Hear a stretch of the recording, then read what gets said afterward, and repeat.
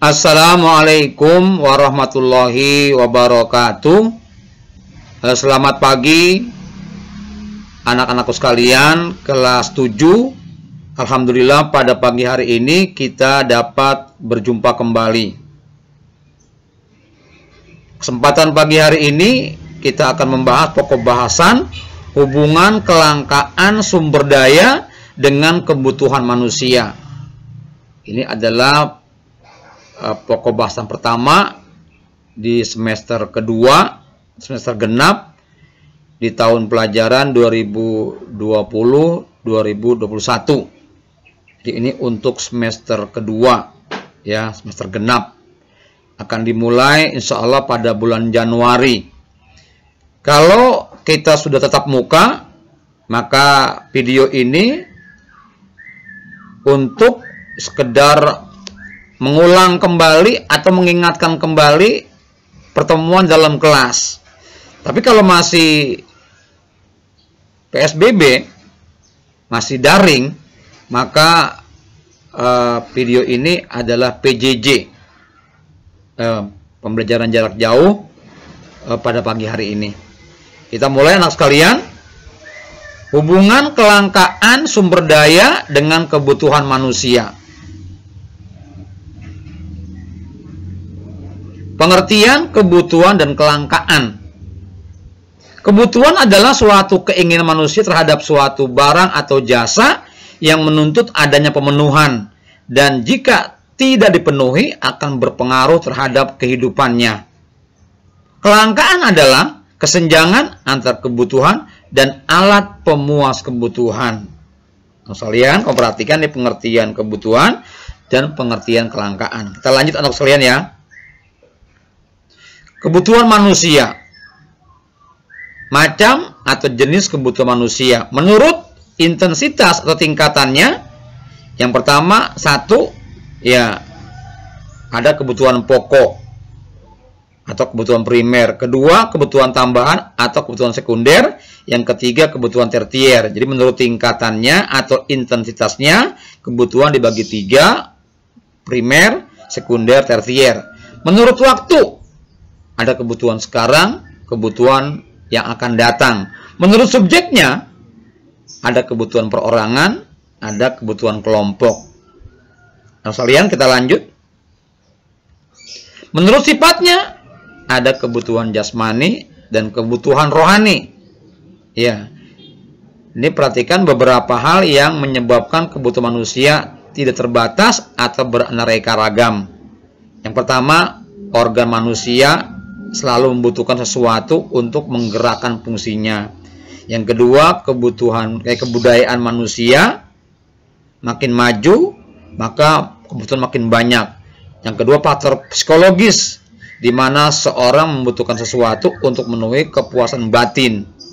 Misal rasa aman, kasih sayang, dan kepedulian. Ini beberapa hal yang menyebabkan kebutuhan manusia tidak terbatas, teman-teman sekalian. Terlanjut. Alat pemuas kebutuhan. Alat pemuas kebutuhan adalah benda atau barang dan jasa untuk memenuhi kebutuhan manusia. Jadi alat pemuas kebutuhan pengertiannya benda atau barang atau jasa untuk memenuhi kebutuhan manusia. Ini jenis-jenis atau macam-macam alat pemuas kebutuhan. Menurut cara memperolehnya atau kelangkaannya, alat pemuas kebutuhan dibagi 3. Ada benda ekonomi, benda bebas, dan benda elit atau elit. Menurut wujudnya, ya, alat pemuas kebutuhan dibagi 2. Ada benda atau barang konkret. Yang kedua, benda atau barang abstrak, atau gampangnya adalah jasa. Menurut hubungan benda lain, alat pemuas kebutuhan dibagi 2 juga. Ada barang atau benda substitusi. Yang kedua, benda atau barang komplementer. Perhatikan tuh. Nanti kasih contohnya. Menurut tujuan pemakaiannya, ada benda konsumsi, ada benda produksi. Ya, ini menurut tujuan pemakaiannya. Berikutnya, menurut tingkat pemakaiannya, ada benda tahan lama, ada benda tidak tahan lama. Kita lanjut sekalian. Sekarang kelangkaan. Kelangkaan tadi apa?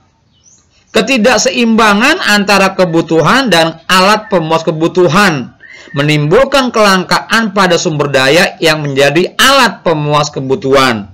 Kelangkaan adalah suatu bentuk ketidakseimbangan antara kebutuhan dengan pemenuhan kebutuhan.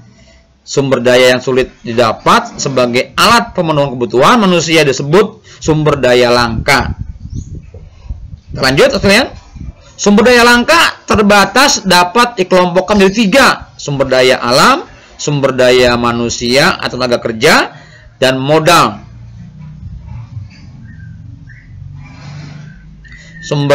Usaha manusia untuk mengatasi kelangkaan sumber daya sebagai berikut: menyusun skala prioritas, menggunakan alat pengganti, melakukan penghematan dalam menggunakan sumber daya yang termasuk langka atau terbatas. Menyusun skala prioritas. Ini ada hal-hal yang diperhatikan, tingkat urgensinya atau kepentingannya, kesempatan yang dimiliki, pertimbang masa depan, kemampuan diri. Ya, ini kepedulian terhadap sumber daya yang terbatas dalam pemenuhan kebutuhan. Ini kau perhatikan ya. Lihat tuh beberapa perilaku yang mencerminkan kepedulian terhadap sumber daya yang terbatas. Membaca sendiri ya. Bapak nggak bacain semua, perhatikan. Kamu lihat. Nomor 2, menyelenggarakan pendidikan dan pelatihan. Ya, ini juga prosesnya ada mengikuti pendidikan formal, mengikuti kursus-kursus, mengikuti program magang. Ya. Mengolah dan mendayagunakan sumber modal dengan tepat. Modal merupakan bentuk sumber daya yang sangat menentukan dalam proses produksi. Modal dapat berupa uang ataupun sarana, mesin-mesin produksi. Namun jika pengelolaannya tidak tepat, modal akan habis percuma. Kebangkrutan suatu usaha merupakan salah satu contoh konkret ketidakmampuan mengelola sumber daya modal yang ada. Mas kalian, sampai sini saja. Berikutnya ada tugas. Tugasnya ada 5 soal yang harus kamu jawab. Bapak yakin kamu pasti akan bisa jawab dengan baik. Boleh lihat buku, boleh buka Google, internet. Ya, kamu jawab. Kalau memang Januari tetap muka, maka kita akan langsung bahas dalam kelas. Kalau tidak, maka video ini adalah sebagai PJJ. Sampai sini dulu anak-anak sekalian. Sampai jumpa lagi di materi berikutnya. Assalamualaikum warahmatullahi wabarakatuh.